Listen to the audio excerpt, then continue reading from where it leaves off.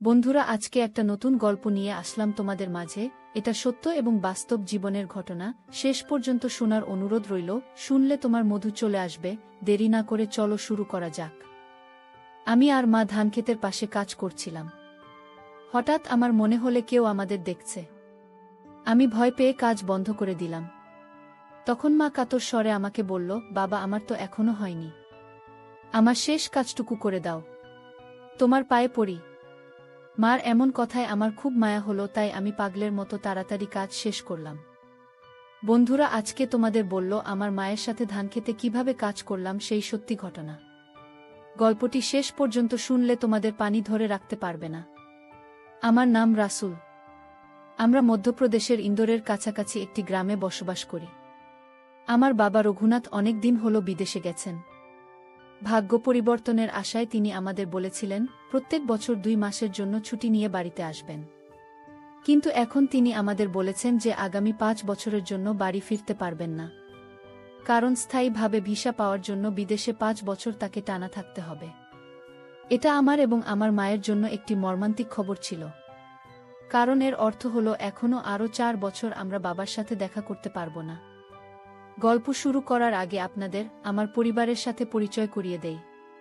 আমি আমার বাবা মায়ের একমাত্র সন্তান। আমার বয়স 20 বছর।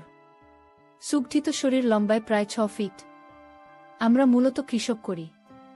খেতে পরিশ্রম আর বাড়িতে গরুর দুধ সহ ভালো ভালো খাবার খেতে পেয়ে আমাকে প্রায় ষাঁড়ের মতো দেখতে হয়েছে। এখন আমি বিয়ে প্রথম বর্ষে পড়ছি। আসলে আমি খুব অন্য রকমের ছেলে। গ্রামের 3-4টি মেয়েকে দিয়েছি। গ্রামে আমাদের বড় চাষ করা জমি আছে। সেই জমিটি গ্রাম থেকে অনেকটাই দূরে। জমিতে আমরা মূলত 2টি চাষ করি, ধান ওয়াক।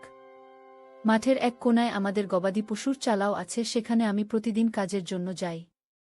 আবার অনেক সময় আমার মাও সাহায্য করতে আমার সাথে যায়। এবার আমার মায়ের সঙ্গে আপনাদের পরিচয় করিয়ে দেই। আমার মায়ের বয়স 42 বছর। আমার মা একটি কৃষক পরিবার থেকে বিলং করে। তাই বাড়িতে এবং মাঠে ঘাটে কঠোর পরিশ্রমের কারণে মায়ের শরীর খুব ভালো এবং পাকাপোক্তভাবে গড়ে উঠেছে। আমার মায়ের গায়ের রং একটু গাঢ়, একটু মোটাসোটা হলেও মা যেহেতু 5 ফিট 6 ইঞ্চি, তাই মাকে মোটাসোটা বলে মনে হয় না। আমি কোনোদিনই আমার মায়েরও দেখতে পাইনি। তবে সে কি খুব বড় অধিকারী? আমি আগেই বলেছি যে সে একটু গোলগাল প্রকৃতির, মানে মোটাসোটা। সুতরাং মায়ের খুব বড় আকারের। হাঁটার সময় মায়ের শাড়ির মধ্যে ঝাঁকুনি দেয়। কি যে দারুণ দৃশ্য তা বলে বোঝানো যায় না। আমার মা বাড়ির বাইরে ভেতরে সব সময় শাড়ি পরে থাকেন। গরমকালে তিনি বাড়িতে শাড়ি পরা বাদ দিয়ে শুধুমাত্র 2 জোড়া পরে থাকেন। এর ফলে মায়েরা আরও বড় মনে হয়। এবং কাজের সময় মা যখন নিচু হয়ে কাজ করে তখন মায়ের বড় উল্টানো হাড়ির মতো করে বেরিয়ে আসতে চায়। আমার মনে হয় গরমকালে মা নিচে পড়ে না। তাই আমি কোনো বাড়ি আউটলাইন দেখতে পাইনি। বাড়িতে আমি প্রায় লুকিয়ে লুকিয়ে আর চোখের মধ্যে লুকিয়ে থাকা মায়ের দেখতাম। আমি জানি না এসব লুকিয়ে দেখা কাণ্ডগুলো টের পেয়েছে কিনা। কারণ কখনোই আমি মায়ের দিক থেকে এমন কোনো ইঙ্গিত পাইনি যে মা বুঝতে পেরেছে যে মায়ের তাকে চোখ দিয়ে গিলে খায়।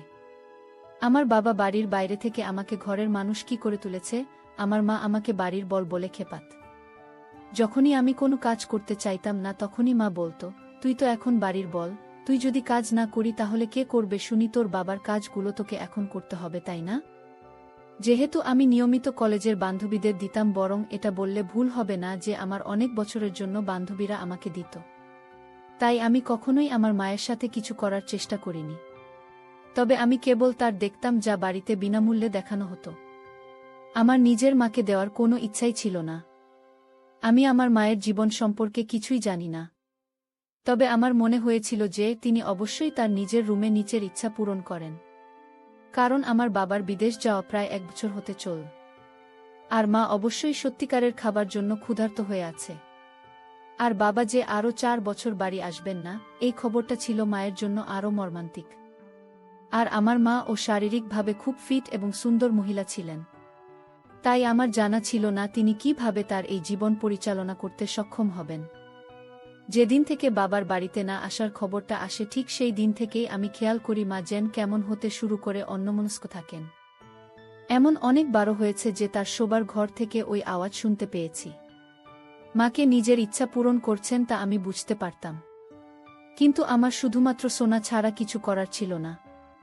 গরমের দিনগুলিতে খুব গরম পড়ত, তাই বাড়িতে আমি কেবল একটা লুঙ্গি পরতাম, আর মা কেবল জোড়া টুপি পরত। অনেক সময় আমি লক্ষ্য করেছি মা আমার নিচের দিকে তাকিয়ে থাকেন।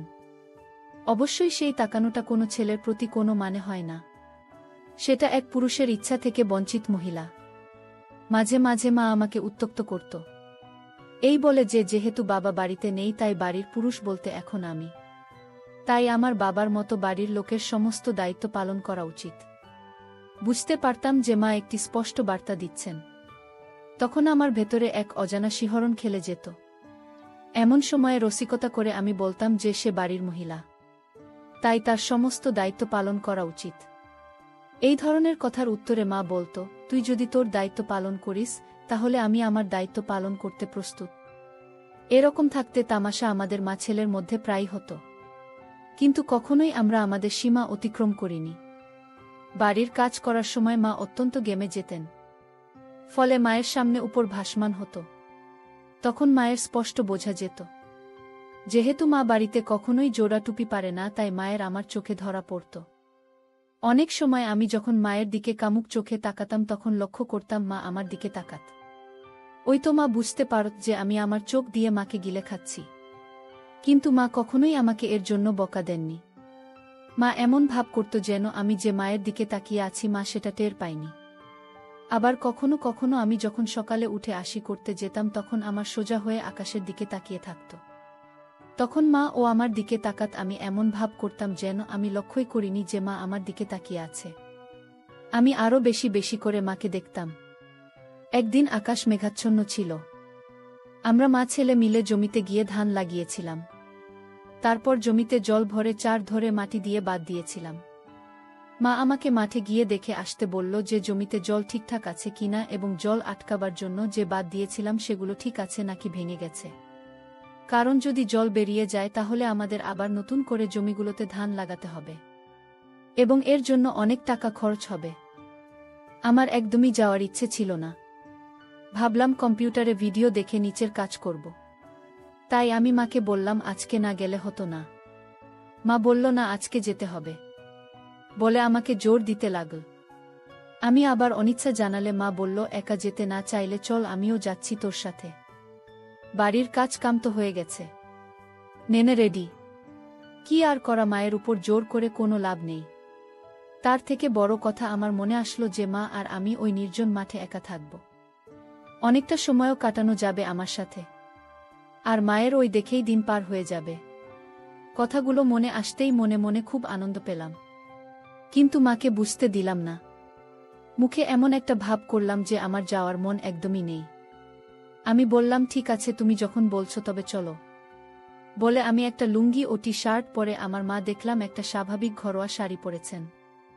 যেহেতু আমাদের জমি ছিল বাড়িও গ্রাম থেকে অনেকটা দূরে, তাই সেখানে পৌঁছতে আমাদের প্রায় আধ ঘন্টা সময় লাগল। রাস্তায় আমরা মা ছেলে স্বাভাবিক কথাই বলছিলাম। আমরা যখন ধান খেতে পৌঁছলাম তখন আকাশ সম্পূর্ণ মেঘে ঢাকা ছিল। মনে হচ্ছিল যে কোনো সময় বৃষ্টি শুরু হবে। তবে চিন্তার বিষয় ছিল যে বৃষ্টি থেকে বাঁচার জন্য আমাদের কাছে কোনো ছাতা ছিল না। একমাত্র উপলব্ধ আশ্রয়স্থান ছিল আমাদের গরুর ঘর, কিন্তু সেটাও মাঠের অন্য দিকে অনেকটা দূরে ছিল। আমি মনে মনে এসব কথাই ভাবছি। হঠাৎ বৃষ্টি শুরু হয়ে গেল।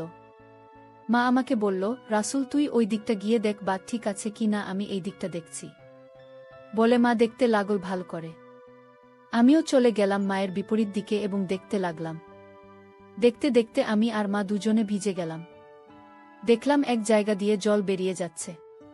মা আমাকে সেই ভাঙা জায়গাটাতে কাদামাটি দিতে বলল। আমি সঙ্গে সঙ্গে কিছু কাদা হাতে করে নিয়ে সেখানে দিয়েই, কিন্তু জলের প্রবাহ বেশি থাকায় তার সঙ্গে সঙ্গে ধুয়ে গেল। মা আমাকে জিজ্ঞেস করল, কি হয়েছে? আমি বললাম, মা ধুয়ে গেছে। মা বলল, থামো, আমি আসছি, তুই কিছু কাদে আমাকে। বলে মা আমার কাছে আসলো। কিছু কাদা মায়ের হাতে দিলাম। মা সেটা নিয়ে একটু নিচের দিকে ঝুঁকল। তারপর সেই ভাঙা জায়গাতে কাজে ঢুকিয়ে দিচ্ছিল। আমি মায়ের সামনে দাঁড়িয়েছিলাম এবং ভেজা কাদা মাটি মায়ের হাতে ধরিয়ে দিচ্ছিলেন। মা যখন নিচে ঝুলছিল তখন মার উপরিভাগ থেকে দেখা যাচ্ছিল। যেহেতু মায়ের খুব বড় বড় ছিল তাই নিচে ঢোকার সময় মার স্পষ্ট দেখা যাচ্ছিল। আমার মনে হলো যে আমি খুব ভাগ্যবান যে কিনা বিনামূল্যে এত সুন্দর দৃশ্য দেখতে পাচ্ছি। আমি মাকে কাদা দিচ্ছিলাম আর তার বৃষ্টিতে ভেজা দুটোর দিকে তাকিয়েছিলাম। চারপাশে আমি আর মা ছাড়া কেউ নেই, পুরো ফাঁকা। আমি এতটাই মনোযোগ দিয়ে দেখছিলাম যে মাঝে কাদা চাইছিল, আমার কানে আসেনি। মা বলল, কি রে, হা করে কি দেখছিস কাদাতে? এমনিতেই ভিজে গেছি, ঠান্ডাও লাগছে, দে কাদে। আমি তাড়াতাড়ি নিজেকে ঠিক করে মাকে কাদা দেই। মা কি বুঝতে পারল যে আমি মাকে দেখছিলাম? বুঝলেও কিছু বলতে পারেনি, কারণ মা তখন কাদা লাগাতে ব্যস্ত। কাদা নিয়ে মা আবার ভাঙা জায়গাতে কাদা লাগতে লাগল। কাদা নিয়ে এদিক ওদিক লাগানোর সময় মায়ের সাথে সাথে ওই এদিক ওদিক দুলছিল। এই দৃশ্য দেখে আমার বর হতে শুরু করল। বৃষ্টি খুব জোরে হচ্ছিল এবং আমরা মা ছেলে দুজনেই বৃষ্টিতে পুরোপুরি ভিজে গিয়েছিলাম। গরুর ঘরটা একমাত্র আমাদের আশ্রয়ের জায়গা ছিল, কিন্তু সেটা অনেক দূরে থাকায় আমাদের ভেজা ছাড়া আর কিছু করার ছিল না। বৃষ্টিতে ভিজে মা সব পুরোপুরি লেপ্টে যায়। যেহেতু সেখানে আর কেউ ছিল না, তাই আমি মাকে দেখতে লাগলাম। হঠাৎ করে আমি লক্ষ্য করলাম মা আজকে জোড়া টুপি পারছে, কারণ এর ভেতর দিয়ে তার কালো স্পষ্ট বোঝা যাচ্ছে।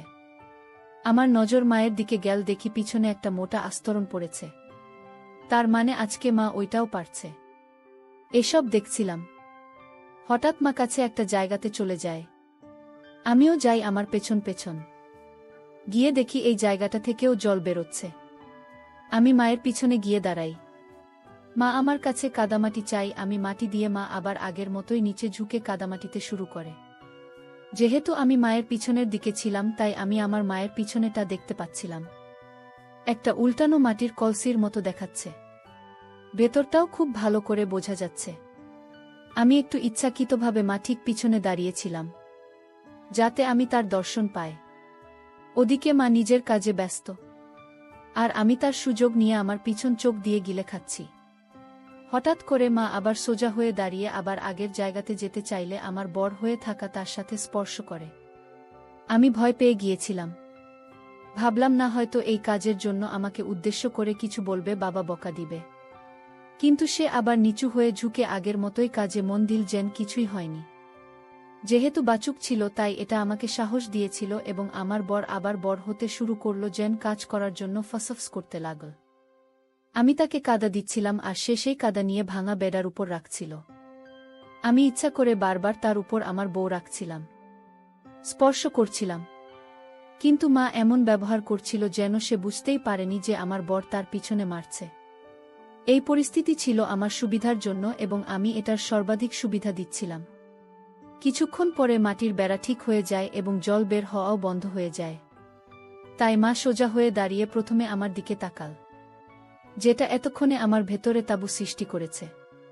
আমাকে কাদায় হাত ধুয়ে আমাদের বাড়িতে ফিরে যেতে বলল। ধানের জমিতে জল ছিল, সেটা দিয়ে আমি আমার হাত ধুয়ে নিই। আমি ভাবছিলাম যে কিভাবে মার সাথে কাজ করা যায় বা অন্য কোনো পদক্ষেপ নেওয়া যায় কিনা।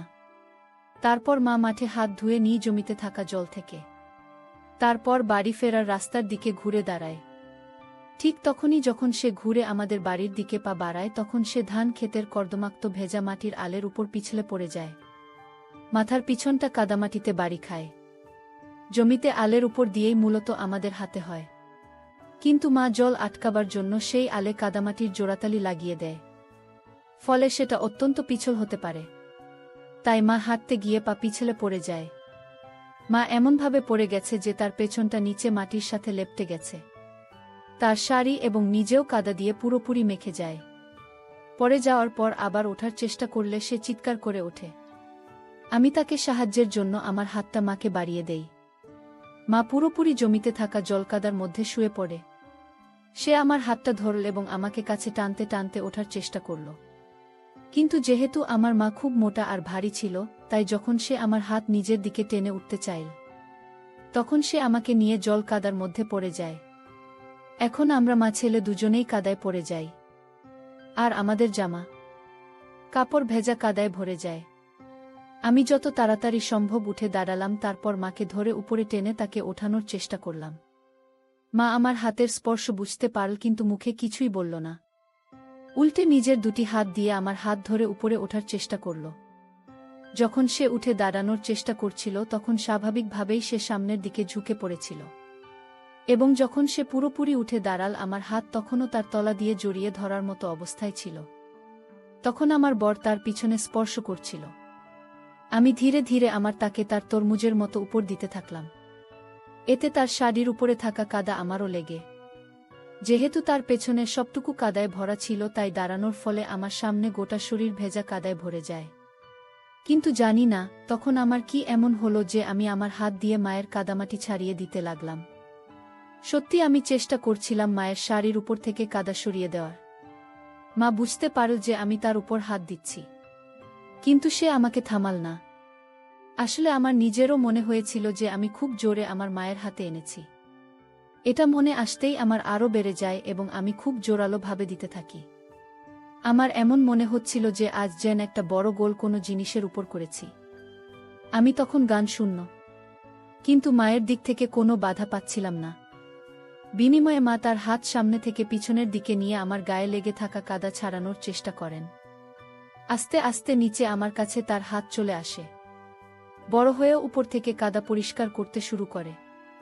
আমার বড় হয়ে থাকা সত্ত্বেও মা কিছু মনে করেননি, বরং আমার পরিষ্কার করার অজুহাতে শুরু করে। সত্যি আমাদের মনে হচ্ছে আমরা যেন স্বর্গে আছি।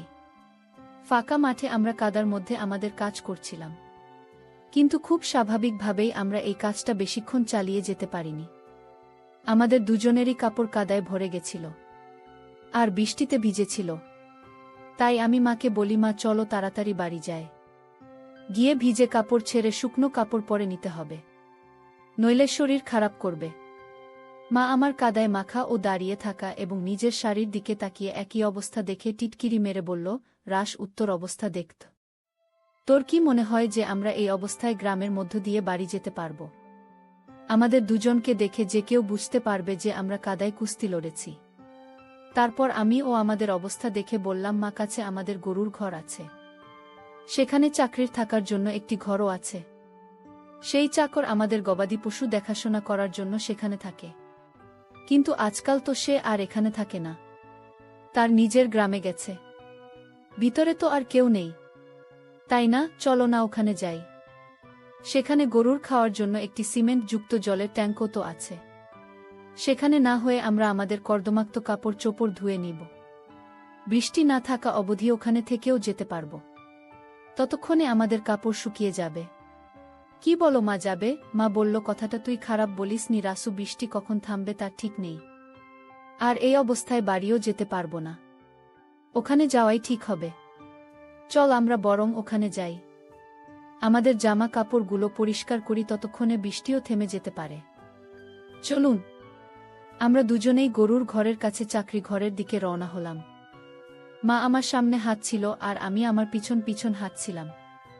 মা খুব সাবধানে পা ফেলে হাঁটছিল। হাঁটার সময় ভিজে কাপড়ে জড়ানো মা একবার এদিক একবার ওদিক দুলছিল। একটা বয়স আসলে এমন বেশি পছন্দ হয় মায়ের হাড়ের মতো দেখে বারবার মনে হচ্ছিল কাজ করি। মনে মনে এসব কথা ভাবছি আর হাত দিয়ে আমার নিজে আর মায়ের পেছন পেছন হাঁটছি।